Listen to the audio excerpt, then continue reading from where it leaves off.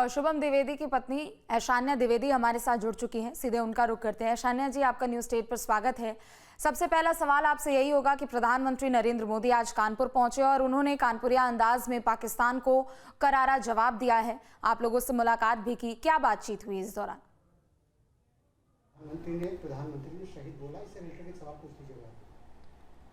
Ma'am, उन्होंने हम लोगों को, पूरे परिवार को बोला कि ये देश और हम आपके साथ है और आतंकवाद के खिलाफ जो अभी तक जितनी लड़ाई हमने किए हैं ये अभी सिर्फ शुरुआत है।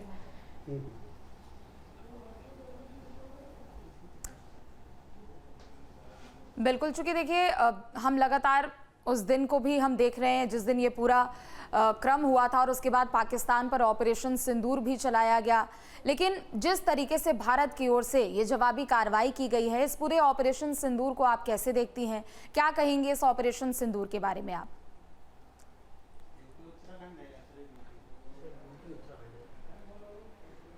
मैम, ये ऑपरेशन सिंदूर आतंकवाद को ख़त्म करने के लिए बनाया गया था और जिस हिसाब से आज माननीय नरेंद्र मोदी जी ने भी कहा है कि आतंकवाद को ख़त्म करने की ये अभी शुरुआत है, तो अभी ऑपरेशन सिंदूर चल रहा है और ये ऑपरेशन सिंदूर तब तक चलेगा जब तक आतंकवाद जिंदा है। बिल्कुल, चूँकि देखिए लंबे समय से आप लोगों की ये मांग भी थी कि शुभम को शहीद का दर्जा दिया जाए और प्रधानमंत्री मोदी भी पहुंचे और उन्होंने शहीद का दर्जा देते हुए श्रद्धांजलि भी अर्पित की है। क्या कहेंगे इस मौके पर आप?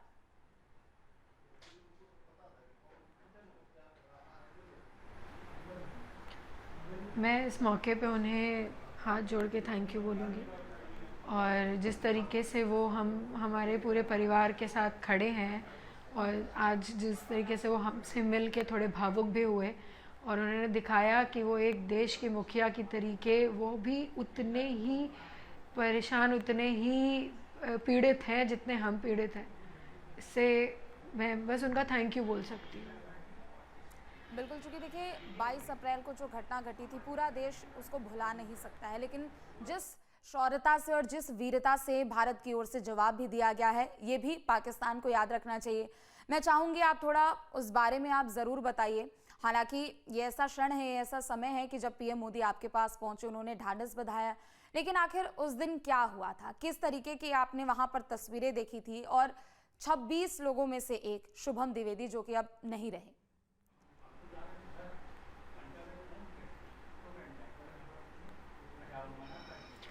मैं ये 26 लोगों का बलिदान कहूँगी पहले तो, और जिसमें सबसे पहले शुभम को ही गोली लगी थी।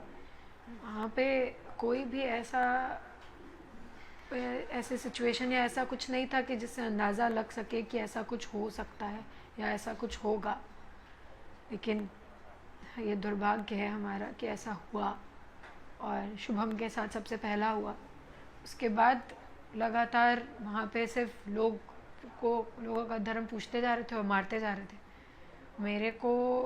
मुझे तो जितना याद है, जितना मैं शुभम को देखने के बाद तो मेरे को ज़्यादा चीज़ें याद नहीं है वहाँ की, लेकिन जितनी याद है मुझे सिर्फ इतना पता है, वहाँ पे ग्राउंड है क्योंकि वो एक बड़ा, वहाँ पे सिर्फ एक एक करके लोगों की बॉडीज़ गिरती जा रही थी। दे वर बीइंग शॉट एंड वो सिर्फ गिरते जा रहे थे वहाँ पे। बहुत ख़राब सिचुएशन था, किसी के साथ भी ऐसा नहीं होना चाहिए।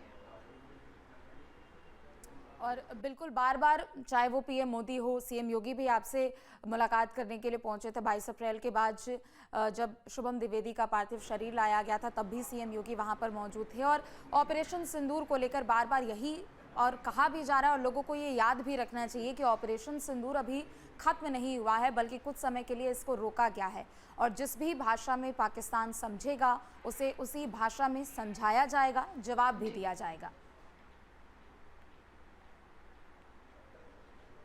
बिल्कुल बिल्कुल बिल्कुल, और ये इस चीज़ का आश्वासन आज हमें माननीय नरेंद्र मोदी जी ने भी दिया है।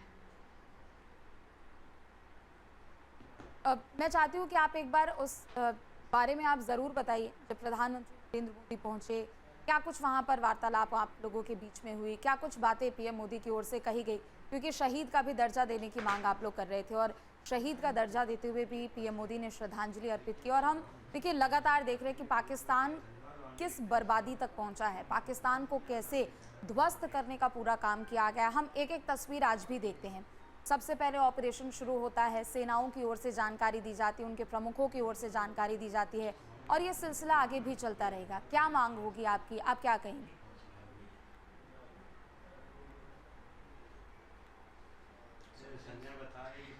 देखिए, आज जिस तरीके से माननीय नरेंद्र मोदी जी हमसे मिले, जिस तरीके से हम उनसे मिलने गए थे, आज हमारा उनको धन्यवाद प्रकट करना ज़्यादा ज़रूरी था। एक विक्टिम की फैमिली जब सामने आके बोलती है कि हाँ, हम आपके साथ हैं और थैंक यू जो आप हमारे लिए कर रहे हैं, उससे एक बहुत बल मिलता है सामने वाले को कि हाँ, अब हम जो कर रहे हैं वो सही कर रहे हैं और हमें अब और ये करना है। इसलिए हमारा मिलना आज था कि हम थैंक यू बोल पाएँ, हम उन्हें धन्यवाद प्रकट कर सके कि उन्होंने जो भी ऑपरेशन अभी तक हुआ, जो भी कर रहे हैं आतंकवाद के खिलाफ, वो सब के लिए हम उनके साथ खड़े हैं। ये देश उनके साथ खड़ा है, हम उनके साथ खड़े हैं।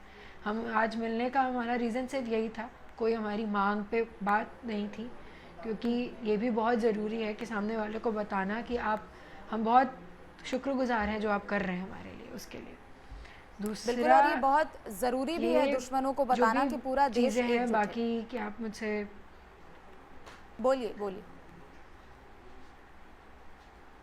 बिल्कुल, देश एकजुट है ये बताना उन्हें बहुत ज़रूरी है और उन्होंने भी हमें उल्टा यही बताया है कि हमारे साथ वो खड़े हैं। इवन पापा के कंधे पे हाथ रख के उन्होंने ये तक बोला कि आपका दुख इतना बड़ा है, उसके बाद भी आप जिस तरीके से हमारे साथ खड़े हैं, ये बहुत बड़ी बात है। और ये सच में बहुत बड़ी बात है। जिन्होंने अपना बेटा खोया है, अगर आज वो ये देश के लिए खड़े हो रहे हैं तो वो कहीं ना कहीं उस देश का भला सोच रहे हैं। बिल्कुल, और जिस तरीके की बर्बरता पाकिस्तान की ओर से की गई थी, उसके बाद पूरा देश एकजुट खड़ा है। और हम लगातार भी देख रहे हैं शान्या जी कि देखिए, पाकिस्तान को उसकी भाषा में जवाब दिया जा रहा है, जिस चीज़ के वो लायक है, जो उसे जवाब देना चाहिए, वो उसे जवाब दिया जा रहा है। लेकिन 26 लोगों की वहाँ पर निर्मम हत्या कर दी गई थी। कई लोगों ने अपने बेटों को खोया, अपने पतियों को खोया, अपने भाइयों को खोया। लेकिन वो दिन एक तरीके से आप समझिए कि वो दिन था, वो काला दिन था कि लोगों के ज़िंदगी में वो शायद वो कभी नहीं भूल पाएंगे उस पल को। लेकिन ये भी दूसरी तरफ याद रखना बहुत ज़रूरी है कि पाकिस्तान में आतंक के आकाओं को भी मिट्टी में मिलाया गया और उनके ठिकानों को भी मिट्टी में मिलाने का काम किया गया। और सिर्फ अभी कुछ समय के लिए ये ठहराव है, लेकिन कार्रवाई इसी तरीके से जारी रहेगी।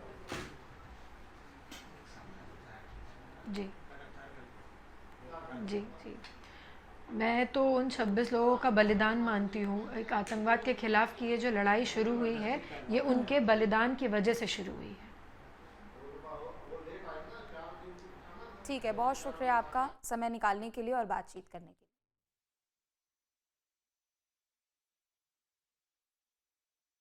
तो देखिए, प्रधानमंत्री नरेंद्र मोदी कानपुर पहुंचे। यहाँ सबसे पहले उन्होंने शुभम द्विवेदी के परिवार से मुलाकात की, उनके पिता से मुलाकात की, उनकी पत्नी ऐशान्या द्विवेदी से भी मुलाकात की। और इस दौरान पीएम मोदी ने बातचीत में उनका ढांढस बताया और पीएम मोदी ने कहा कि पाकिस्तान जिस भाषा में समझता है, उसी भाषा में पाकिस्तान को भारत की ओर से जवाब दिया जा रहा है। जहाँ भक्ति है हर शब्द में, कथाओं में छिपे हैं दिव्य रहस्य और ज्योतिष देता है जीवन को दिशा। धर्म से जुड़ी हर बातों को जानने के लिए हमारे चैनल स्तुति को सब्सक्राइब करें। चैनल पर जाने के लिए इस लिंक पर क्लिक करें।